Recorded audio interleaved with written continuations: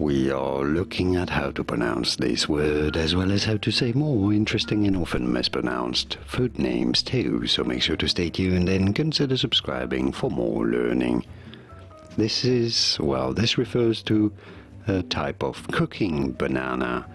This is a word from French, even though before French it was Spanish, because banana in Spanish is said as Platano, and that's where it comes from. But the word here comes from French. In French, for reference, it is said as plantain, plantain, with no emphasis on any particular syllables. In English, though, there are two different ways of pronouncing this. In British English, it is generally pronounced as plantain, plantain, with an emphasis on the first syllable. In American English, however, it is generally pronounced as plantain, plantain, with an emphasis on the second syllable. And that's because, again, in French, there's no emphasis on any particular syllable.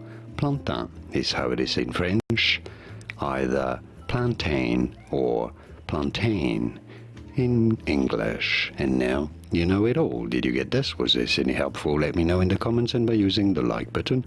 Thank you kindly for your support. Here are more videos on how to pronounce more interesting words and names whose pronunciations aren't always obvious. I'll see you there to learn more.